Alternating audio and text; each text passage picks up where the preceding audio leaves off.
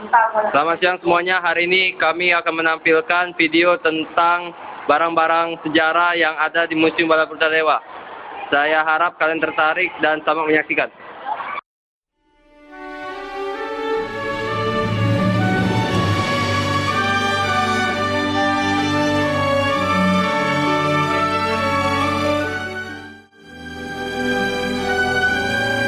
Batu gajah didapat dari Desa Kotaraya, Pagaralam, Kabupaten Lahat, Sumatera Selatan.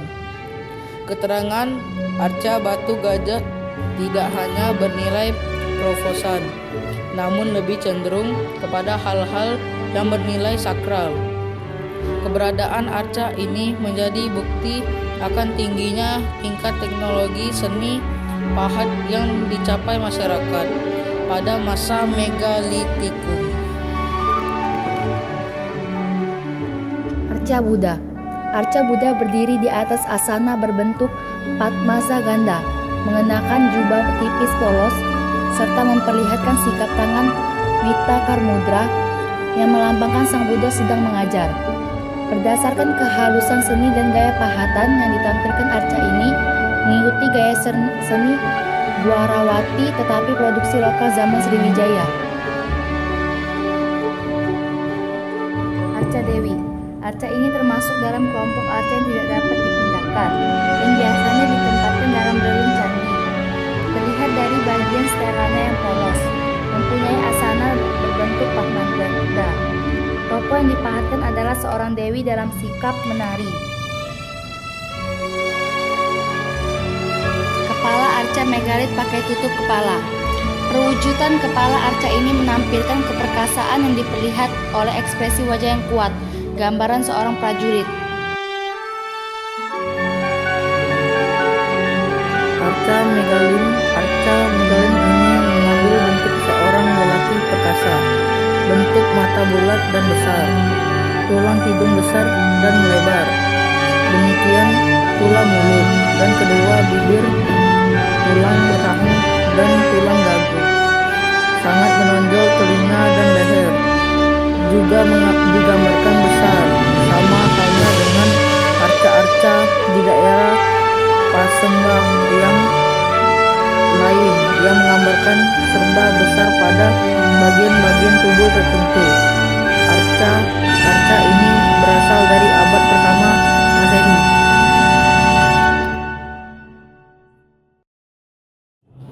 Arca Siwa Mahaguru. Arca ini berupa replika.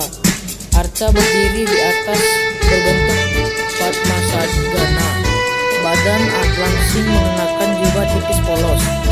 Bagian belakang arca terdapat semacam stela atau sandaran area. Gambaran umum arca Siwa Mahaguru ini, tangan kanan memegang tasbih, sedangkan tangan kiri memegang kendi Jamadalu. Mengenakan perhiasan gelang kaki, gelang tangan, ketat bahu, kalung dan hiasan telinga.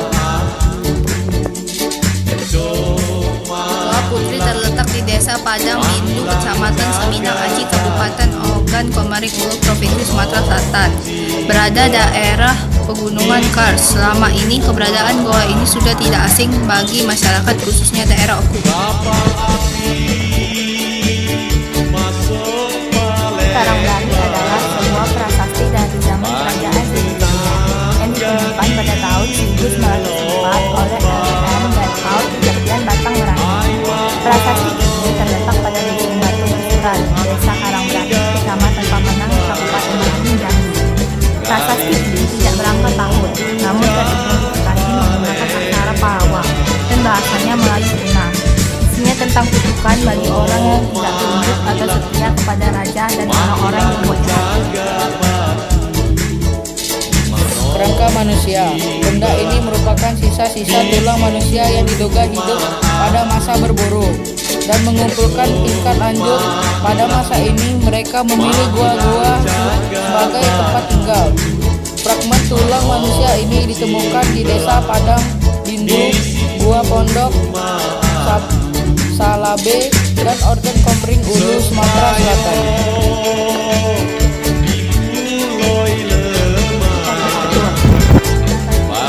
Oleh J.K. Van der Molen tahun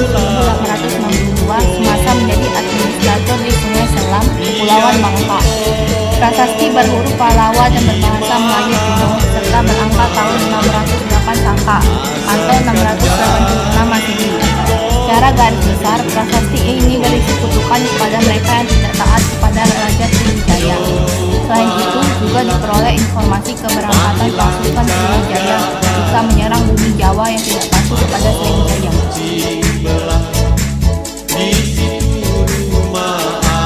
Lesung batu merupakan salah satu peninggalan megalitik ditemukan di Karawang, Sumatera Selatan.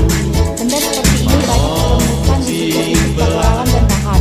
Bentuk lesung batu umumnya memanjang dengan kedalaman lebih kecil dibandingkan dengan ukuran panjangnya. Pembuatannya dengan cara melubangi bagian tengah monoloid dan meninggalkan sedikit di bagian depannya. Fungsi lesung batu ini untuk menumbuk biji-bijian seperti padi atau jagung.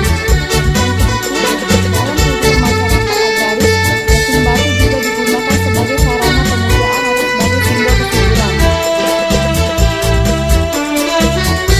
Mata uang pada masa pendudukan Jepang.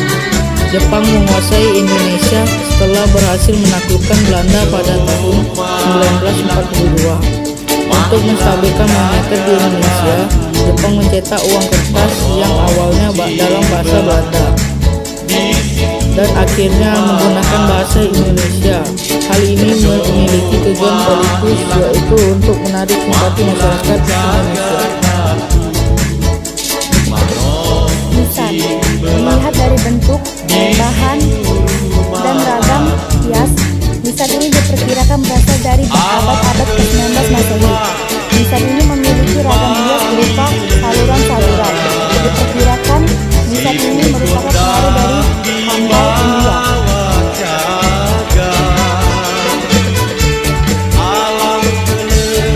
Prasasti Bom Baru. Prasasti Bom Baru merupakan peninggalan kerajaan Sriwijaya. Ditemukan di Kelurahan dekat makam Raja Palembang yang terkenal dengan nama Kala Tempurung. Tempat temuan tersebut bukan tempat aslinya.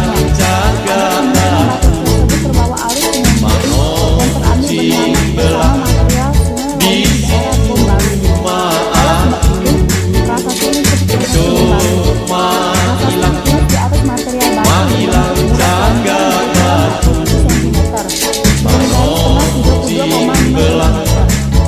Prasasti tersebut pecah menjadi dua bagian karena disengaja oleh penemunya yang menduga berisi permata. Prasasti Kedukan Bukit. Prasasti Kedukan Bukit ditemukan oleh Brandon pada tanggal 29 Oktober 1920 di tepi sungai Papang di kaki Bukit Gunung Segumpang, Palembang. Prasasti ini dipahat pada sebuah batu kali berbentuk bulat dengan garis tengah 80 cm menggunakan huruf Pallawa dan bahasa Melayu kuno serta berangka pada tahun 640 Saka atau 682 Masehi. Secara garis besar berisi tentang perjalanan Dapunta Mayang yang berangkatan pada Minang naik perahu bersama bala tentaranya, namun kemudian tiba di Kupang pada akhirnya mendirikan kota Sriwijaya setelah berhasil menaklukkan beberapa daerah sekitarnya.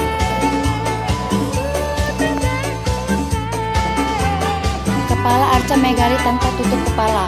Perwujudan arca ini memperlihatkan tipe masyarakat dari ras Negrit. Secara keseluruhan, gaya pahatannya bersifat statis dan oleh para ahli dimasukkan ke dalam kelompok pengarcaan tipe primitif. Rumah limas merupakan prototipe rumah tradisional Sumatera Selatan. Selain ditandai dengan atapnya berbentuk limas, rumah tradisional ini memiliki lantai bertingkat-tingkat dan disebut bengkilas, dan hanya dipergunakan untuk kepentingan keluarga seperti hajatan. Para tamu biasanya diterima di teras atau lantai kedua. Kebanyakan rumah limas luasnya mencapai 400 sampai 1000 meter persegi atau lebih, yang didirikan di atas tiang-tiang dari kayu uglen atau ulin yang kuat dan tahan air.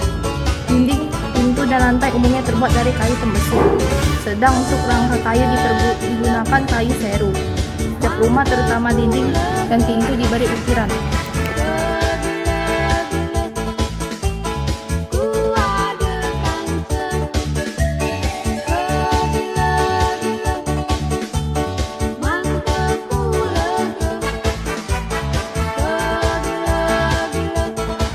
Atas perhatiannya kami ucapkan terima kasih.